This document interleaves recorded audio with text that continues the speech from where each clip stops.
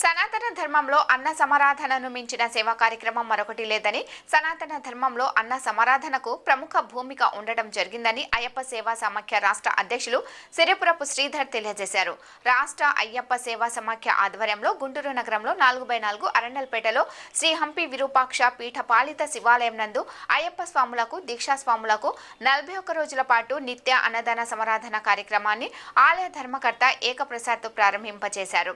అయ్యప్ప సేవా సమాఖ్య రాష్ట్ర అధ్యక్షులు సిరిపురపు వెంకట శ్రీధర్ శర్మ ఆధ్వర్యంలో గత 20 ఏళ్లుగా ఈ అన్న సమారాధన కార్యక్రమాన్ని హంపి విరూపాక్ష పీఠాధిపతి శ్రీ శ్రీ విద్యారణ్య భారతి స్వామి వారి ఆశీస్సులతో జరుపుతున్నారని అన్నారు. ఈ సందర్భంగా అయ్యప్ప సేవా సమాఖ్య రాష్ట్ర అధ్యక్షులు సిరిపురపు శ్రీధర్ మాట్లాడుతూ అన్ని భగవద్ దీక్షలలో కఠినమైన దీక్ష అయ్యప్ప దీక్ష అని, ఎంతో శ్రమ ప్రయాసలతో మండల కాలం పాటు అయ్యప్పలు విధిగా దీక్ష నిర్వహించాలని అన్నారు. ఈ ప్రపంచంలో వేరొకటి లేదన్నారు. ఈ కార్యక్రమంలో ఆలయ ధర్మకర్త ఏకప్రసాద్, అర్చకులు కుందుర్తి భాస్కర్ శర్మ, సుబ్రహ్మణ్యం శర్మ తదితరులు పాల్గొన్నారు. డిసెంబర్ 1వ తేదీ నుంచి జనవరి 10వ తేదీ వరకు నిరాఘాటంగా కొనసాగుతున్న స్వాములు వర్షం వచ్చినా తుఫాను వచ్చినా కానీ అన్న సమారాధన అనే కార్యక్రమం ఆగదు. దయచేసి మీరు దేవాలయ ప్రాంగణంలోకి వర్షాలున్నా తుఫానున్నా కానీ మీరు వస్తే మీకు ఈ అన్న ప్రసాదాన్ని అందజేసే బాధ్యత మేము ఖచ్చితంగా తీసుకుంటాం. ప్రతిరోజు 1 గంటకి మీరు వస్తే ఆకు వేయడం జరుగుతుంది. స్వామి గుంటూరు నగరంలో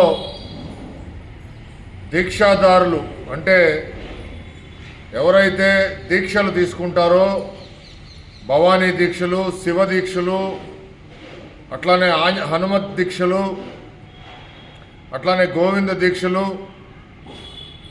అయ్యప్ప స్వామి దీక్షలు ఎవరైతే దీక్షలు తీసుకుంటారో దీక్షాదారులందరికీ అరణ్యలపేట 4/4 శివాలయంలో 41 రోజుల పాటు అన్న సమారాధన కార్యక్రమం ఏర్పాటు చేయడం జరిగింది. ఈ రోజు నుంచి జనవరి 10వ తేదీ వరకు మధ్యాహ్నం పూట సద్ది కార్యక్రమం 1 గంటకి ప్రారంభమవుతుంది.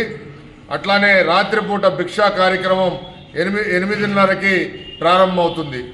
అందువల్ల గుంటూరు నగరంలో మరి గుంటూరు పరిసర ప్రాంతాల్లో ఉన్న మరి దీక్షాదారులు ఎవరైనా కానీ ఈ సమయంలో వచ్చి అరణ్యలపేట శివాలయంలో అన్న సమారాధనని స్వీకరించవలసిందిగా అయ్యప్ప సేవా సమాఖ్య ఆధ్వర్యంలో కోరుతున్నాం.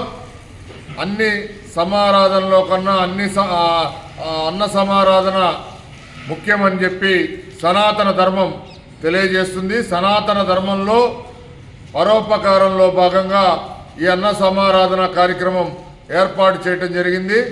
ధర్మకర్త ఏకప్రసాద్ గారి ఆధ్వర్యంలో ఈ రోజున ఈ అన్న సమారాధన కార్యక్రమం దాతల సహకారంతో ప్రారంభించడం జరిగింది.